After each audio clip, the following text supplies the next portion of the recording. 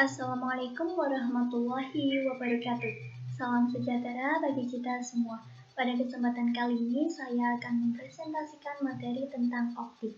Disusun untuk memenuhi tugas mata kuliah konsep dasar IPA dengan dosen pengampu Dr. Sri Sulistyorini, Master of Pendidikan.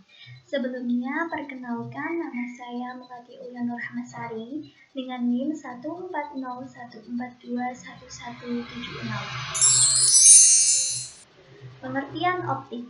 Optik adalah cabang fisika yang menggambarkan perilaku dan sifat cahaya serta interaksi cahaya dengan materi.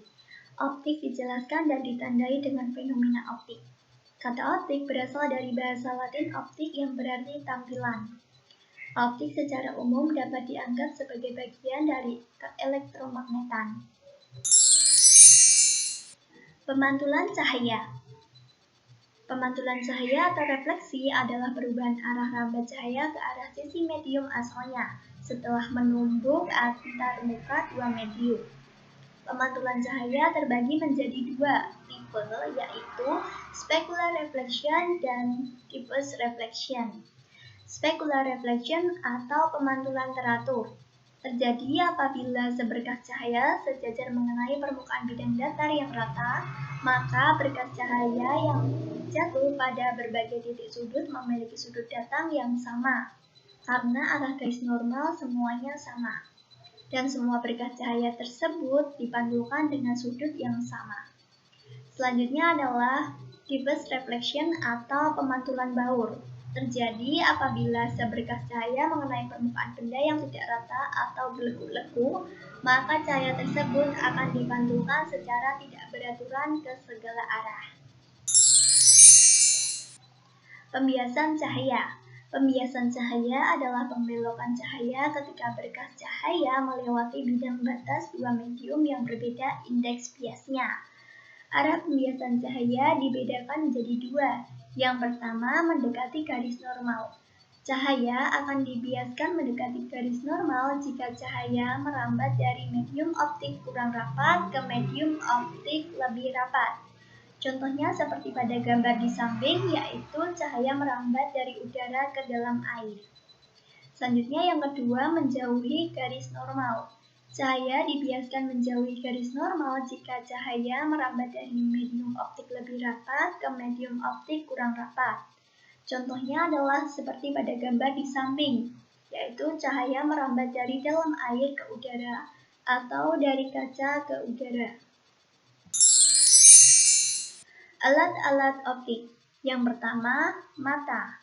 Setiap manusia memiliki alat optik tercanggih yang pernah ada, yaitu mata. Mata merupakan bagian dari panca indera yang berfungsi untuk melihat. Mata membantu kita menikmati keindahan alam, melihat teman-teman kita, mengamati benda-benda di sekeliling kita, dan masih banyak lagi. Bagian-bagian mata yaitu yang pertama, kornea. Kornea merupakan bagian luar mata yang tipis, lunak, dan transparan. Kornea berfungsi menerima dan meneruskan cahaya yang masuk pada mata, serta melindungi bagian mata yang sensitif di bawahnya. Selanjutnya adalah pupil. Pupil merupakan celah sempit berbentuk lingkaran dan berfungsi agar cahaya dapat masuk ke dalam mata. Selanjutnya adalah iris. Iris adalah selaput berwarna hitam, biru, atau coklat yang berfungsi untuk mengatur besar kecilnya pupil. Selanjutnya adalah aqueous humor, merupakan cairan di depan lensa mata untuk membiaskan cahaya ke dalam mata. Selanjutnya adalah otot akomodasi, yaitu merupakan otot yang menempel pada lensa mata dan berfungsi untuk mengatur tebal dan tipisnya lensa mata. Selanjutnya lensa mata. Lensa mata berbentuk cembung, berserat, elastis, dan bening. Lensa ini berfungsi untuk membiaskan cahaya dari benda supaya terbentuk bayangan pada retina. Selanjutnya adalah retina. Retina adalah bagian belakang mata yang berfungsi sebagai tempat terbentuknya bayangan. Dan yang terakhir adalah saraf mata. Saraf mata berfungsi untuk meneruskan rangsangan bayangan dari retina menuju ke otak. Selanjutnya adalah loop. Loop atau kaca pembesar adalah alat optik yang terdiri atas sebuah lensa cembung. Loop digunakan untuk melihat benda-benda kecil agar nampak lebih besar dan jelas. Ada dua cara dalam menggunakan loop, yaitu menggunakan mata yang berakomodasi dan mata yang tak berakomodasi. Pada kehidupan sehari-hari, biasanya loop digunakan oleh tukang arloji, pedagang kain, pedagang intan, polisi, dan sebagainya. Berikut adalah contoh dalam menggunakan loop dan mengamati langsung. Gambar yang A itu adalah mengamati langsung, sedangkan gambar yang B adalah memakai loop. Dalam menggunakan loop untuk mengamati benda dengan mata berakomodasi maksimum cepat menimbulkan lelah. Oleh karena itu, pengamatan dengan menggunakan loop sebaiknya dilakukan dengan mata tak berakomodasi. Kamera. Kamera adalah alat yang digunakan untuk menghasilkan bayangan fotografi pada film negatif. Kamera terdiri atas beberapa bagian, antara lain, yang pertama lensa cembung, berfungsi untuk membiaskan cahaya yang masuk sehingga terbentuk bayangan yang nyata, terbalik, dan diperkecil.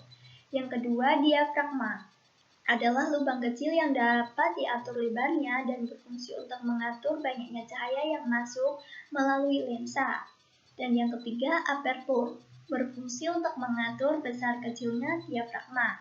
Dan yang terakhir adalah plat film, berfungsi sebagai tempat bayangan dan menghasilkan gambar negatif, yaitu gambar yang berwarna tidak sama dengan aslinya, serta tembus cahaya. Mikroskop. Mikroskop adalah alat yang digunakan untuk melihat benda-benda kecil agar tampak jelas dan besar. Mikroskop terdiri atas dua buah lensa cembung. Lensa yang dekat dengan benda yang diamati atau objek disebut lensa objektif. Sedangkan lensa yang dekat dengan pengamat disebut lensa okuler. Sifat-sifat bayangan yang terbentuk pada mikroskop adalah yang pertama, bayangan yang dibentuk lensa objektif adalah nyata, terbalik, dan diperbesar. Yang kedua, bayangan yang dibentuk lensa okuler mempunyai sifat maya, tegak, dan diperbesar. Dan yang ketiga, bayangan yang dibentuk mikroskop yaitu memiliki sifat maya, terbalik, dan diperbesar. Berikut adalah daftar pustaka.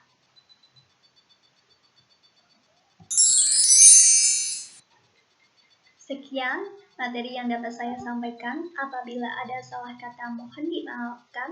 Wassalamualaikum warahmatullahi wabarakatuh.